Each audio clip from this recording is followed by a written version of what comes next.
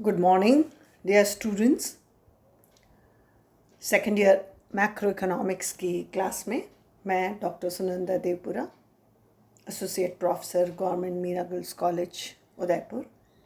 आज हम macro economics की क्लास में कीन्सियन इकोनॉमिक्स की थियोरी को आगे बढ़ाते हुए कीन्स के रोजगार, आय एवं रोजगार के सिद्धांत को आगे बढ़ाते हुए हम आज करने वाले हैं फलनिक समीकरणों के रूप में कीन्स का रोजगार सिद्धांत।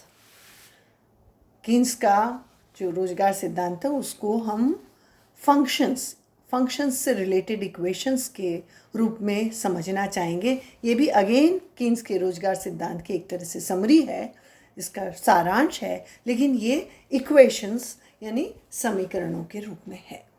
तो वन बाय वन हम एक एक इक्वेशन लेते जाते हैं और हम उसको कीन्स के रोजगार सिद्धांत से जोड़ते हैं।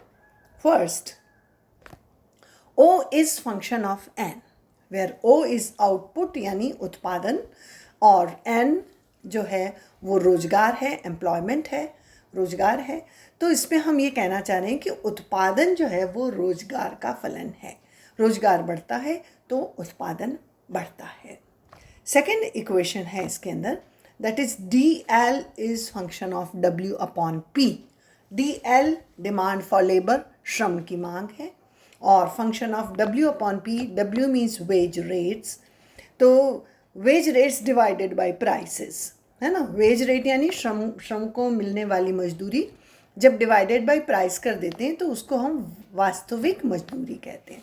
तो श्रम की मांग जो है वो वास्तविक मजदूरी का फलन है। DL is function of W upon P। Third equation है SL is function of W, that SL is supply of labour, that is श्रम की पूर्ति। SW is function of W यानी मौद्रिक मजदूरी जितनी है उसका फलन है श्रम की पूर्ति। मौद्रिक मजदूरी ज़्यादा होती है तो श्रम की पूर्ति ज़्यादा होती है। अगर हम मजदूरी ज़्यादा देंगे तो हमें अधिक श्रमिक काम करने के लिए मिलेंगे। ये कीन्स के सिद्धांत को हम पूरा इक्वेशंस के माध्यम से समझना चाह रहे हैं।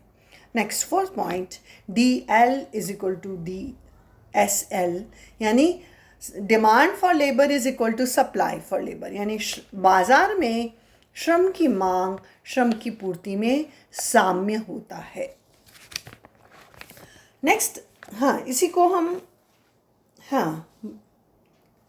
नेक्स्ट हम जाते हैं कि मौद्रिक बाजार में मुद्रा की मांग तथा मुद्रा की पूर्ति का संतुलन बताने वाले फलनिक समीकरण यानी फंक्शनल इक्वेशंस, ये आगे नेक्स्ट हम फिफ्थ से देखते हैं। Fifth is equal to MD is function of M1 plus M2। MD यानी डिमांड फॉर मनी यानी मुद्रा की मांग, और this is function of M1 plus M2। तो M1 जो है, M1 is function of Y and M2 is and M2 is function of rate of interest. MD demand for money, M1 जो है ये बताता है, अब इसको हम थोड़ा सा डिटेल में समझ लें। MD जो है मुद्रा की कुल मांग है, मुद्रा की तरलता पसंदगी पर निर्भर करती है।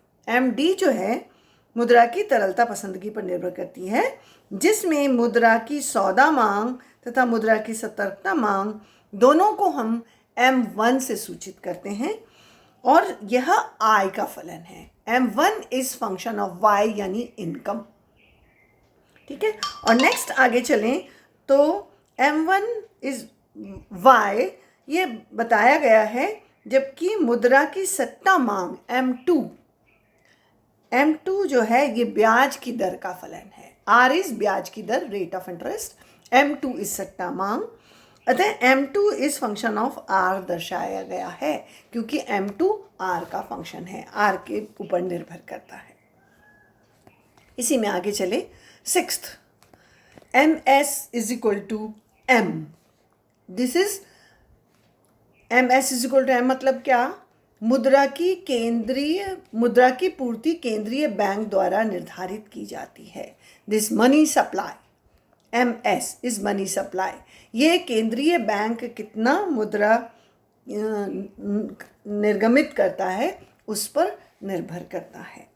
और next 7th, this is MD is equal to MS, यानी मुद्रा बाजार में मुद्रा की मांग एवं पूर्ति में संतुलन को बताता है। MD is equal to MS। MD is money demand, MS is money supply. तो मुद्रा के बाजार में इन दोनों के संतुलन को बताता है। MD is equal to MS। अब इसी को हम आगे बढ़ाते हैं।